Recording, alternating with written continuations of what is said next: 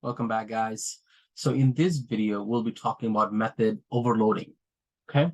So in the last video, we talked about method parameters and arguments. So in this video, we're going to be talking about method overloading. So what is method overloading? Method overloading is basically having the same method name, but different number of parameters. Okay, you know how on this one we have method 1, then we have method 2, we have method 3. These are different method name, right? In different method name, it's I'm just using a different name, it doesn't matter. But what I'm saying is that we'll have the same method name as well. So I have method 1, I can have method 1, method 1, method 1, but I'll have different parameters. So let's just do it live so you can actually see it without talking so much. Hands-on practice is better. So let's go to class. Let's do method overloading. Let's create a main method, finish. I'm just remove this. Right. So let's go outside of the main block. And then in here, let's do so method overloading, right? Method overloading, what that means is method overloading, same method name with different parameters. Okay. What does this mean? Right. So let's say we do this. Now you can say static, public static, it doesn't really matter. Static int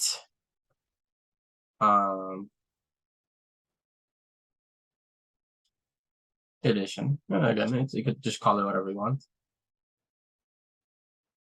Right. Again, the reason it's doing this, just like the last one, we need to add the return statement. So I'm just going to click over here, add return. And then let's do another one. Static int addition. Then let's do another return 0. Right. As you can see, this thing is red. This thing is also red, right? That means there's something wrong. And this says quick fix is rename the method addition, right? If I change this to, let's say I have addition and I change this to addition 2, this would be the same thing as we had over here, right? The arguments, you just have different method name, but I don't want to do that, right? I want to keep the same name as I have over there. So what do I do? Even though I have this, so now let's say I go over here and let's say int a, right? I'm just putting int a because so this is the method name, right? And different parameter. I have this. Now, if you look at this, I have something here and this thing is blank, right? So those are different.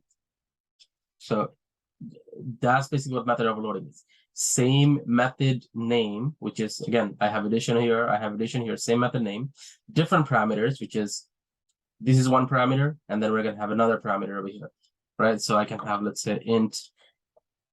If I have, again, if I put int over here, now it's the same thing, right? It is the same. There is no different. But if I add another one, let's say int b, see, now it's happy, right? I don't really have to do anything else, right? It is good. Now it's good. And in here, I can, so the reason, right? The reason if we have the parameter but not different ones, in that case, what happens is the compile time error. That's basically what is showing. So in this case, what I can do is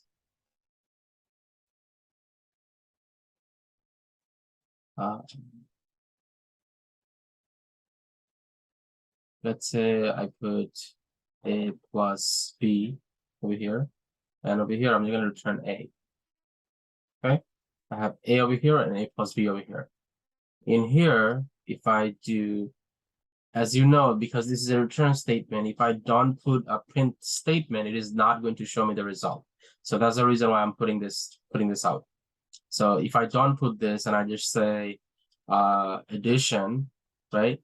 And I just put I don't know, let's say 3, right? It is not going to print anything, right? And same thing if I do addition. Again, you see this, I have both of this, right? So it doesn't matter which one I select. So if I select the first one, I can still use the second one. If I use the second one, I can still use the first one because I have both of them, both of those options, right? I can say, let's say 2, and then I can say 4, you know, and if I, let's say I do addition again, let's say this time I'm not selecting the second one, I'm selecting the first one, right? And over here, I'm putting, let's say 7. If I just put a comma, and then I put, let's say 6, or whatever you want, doesn't really matter, any number you want. See, this is also fine.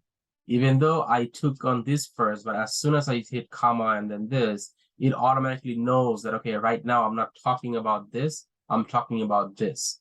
Because again, this is the same method name, right? Same method name over here, same method name over there. But if you just click on this, it'll quickly, your system is smart enough to know which one is what, right? So it tells what it does. So if I was to run this, right, it doesn't give me any result. Why? Well, if you remember what I just said, we need that print statement, right? We need that print statement. So if I do print, not print, as out, right? And I just do addition, and I put 3, right? Which is this thing right here. I can just take that thing out. And here, I'll just capture this as well. And I'll just delete this. S out, right? I have this 2, 4. Now, if I was to run this, this will give me the result, right? 3 and 6. And again, if I change this to, let's say 99, it doesn't matter. I can put in whatever I want. It gives me the result. Again, addition is just one of them. You can do whatever you want. One thing to make a note of, right? I cannot put, let's say I say static int addition, right? And then I say int A and then string B. See, I can't do that. I can't do that. See this? You see what it says? Here, let me just add the return statement.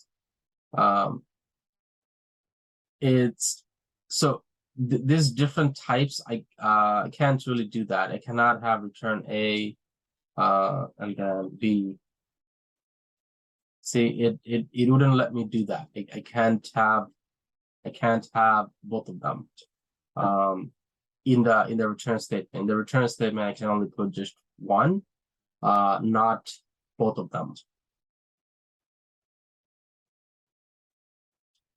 Okay, the privileges of int of A does not have field G, right? So I can't really do that. So don't do this. Don't do this for now. Just yeah, just keep it like this. That should be good enough. Again, we'll go on to this later on in the lectures as well. But for now, just keep in mind that whatever the type you have, just keep it the same type for now, and that should be fine. You cannot change the return type. You cannot change the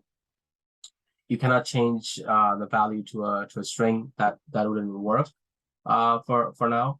So don't do that. There are ways to do it, but we'll go into that later.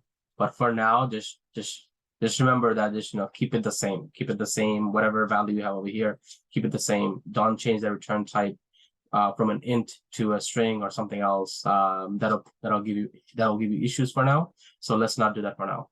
Yeah, guys, that's it for this lecture. Hopefully this was helpful. If you have any other questions, please do comment, and yeah, we'll go from there.